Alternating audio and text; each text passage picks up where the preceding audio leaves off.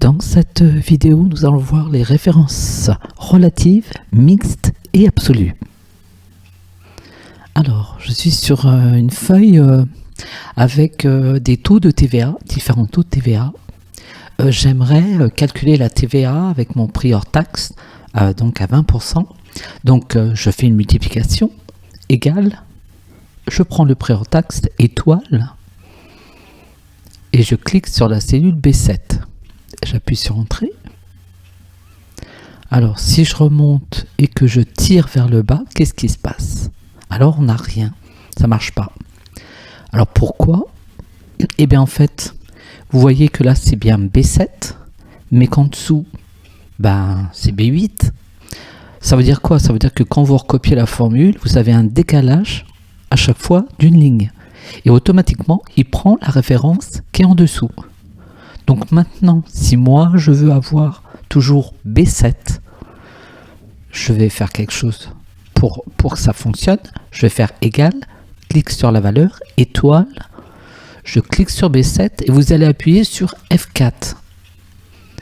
Et là, vous avez $2, un qui est devant la colonne et un devant le numéro de la ligne.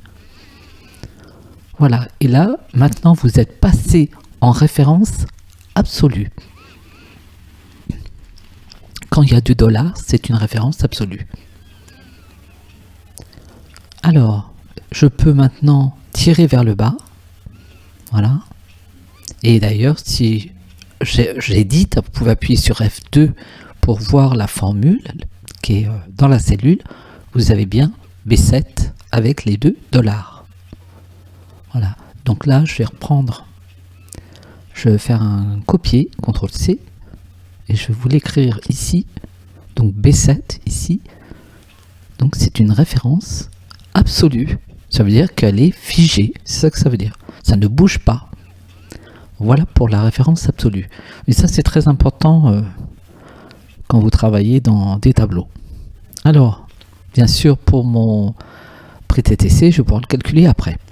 Alors, ce que je voudrais vous montrer maintenant, si j'écris égal, je prends B12 étoile, je clique donc sur B7 et là je vais appuyer une première fois, vous avez $2, vous allez voir, donc j'appuie sur F4 et si vous appuyez encore une fois, vous allez avoir le dollar, il est simplement devant la ligne, ça veut dire que j'ai figé ma ligne mais pas la colonne. Étant donné que je ne change pas de colonne, quand vous recopiez vous êtes toujours dans la même colonne, ça fonctionne aussi. Donc vous pouvez être amené à passer en référence absolue ou alors ça s'appelle une référence mixte. En fait c'est moitié-moitié, c'est ça que ça veut dire. Donc, et ça marche très bien, vous voyez que là j'appuie sur F2 pour regarder la formule. Donc je vais récupérer la référence, c'est une référence. Voilà, je vais la coller dans la cellule et donc je vous écris à côté que c'est une référence mixte. Parce qu'il y a trois notions dans ces références. Alors maintenant, j'efface ça. Je vais vous montrer autre chose qui est très intéressant aussi.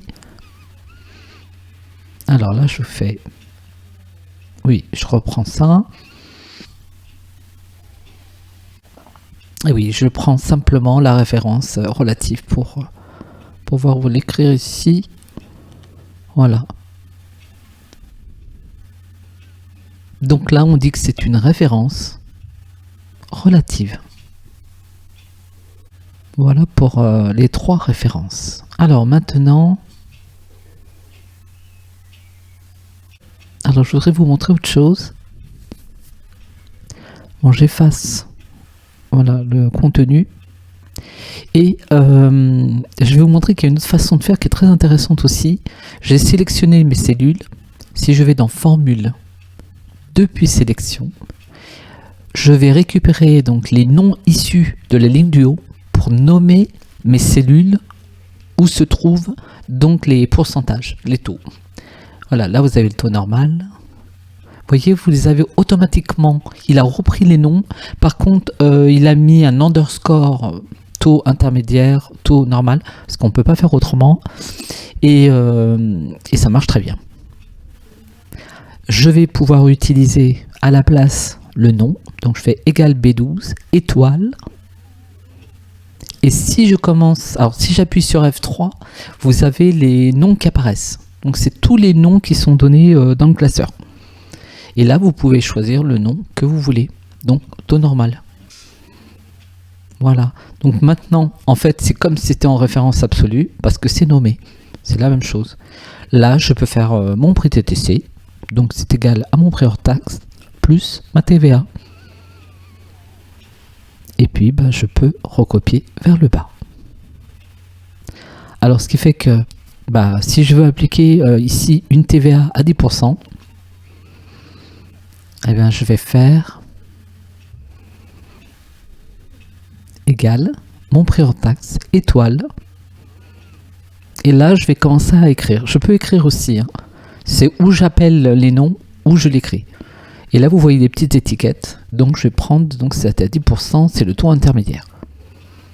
Alors, vous pouvez utiliser le coche pour rester dans la même cellule. Et vous prenez la poignée et vous recopiez. Voilà. Maintenant, si je veux calculer mon prix TTC, je vais reprendre mon prix hors taxe plus ma TVA. Voilà. Donc là, je recopie. Et c'est bon. Alors ça, c'est quand même très intéressant. Ici, vous retrouvez bien sûr tous les noms qui ont été donnés dans la feuille. Alors, je vais juste vous montrer qu'on peut rajouter un petit commentaire. Ici, par exemple, dans Révision, vous pouvez cliquer sur Nouveau commentaire. Alors, sur la version 2019, c'est commentaires. Et sur la version 365, c'est notes.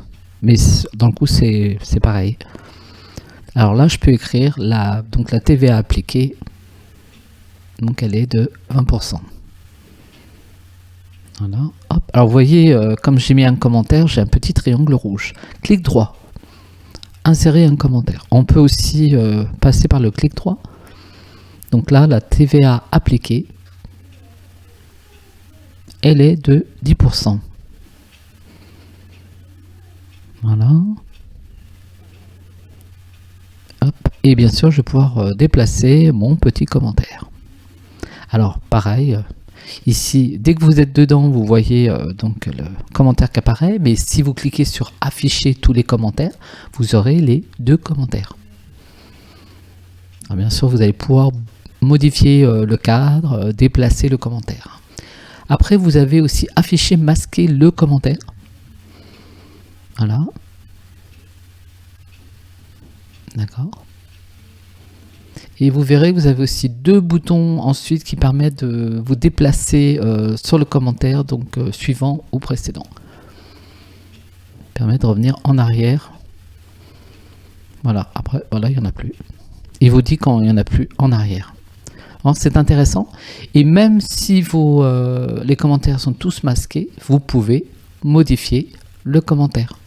Ça permet de faire réapparaître pour faire une modification au niveau du commentaire.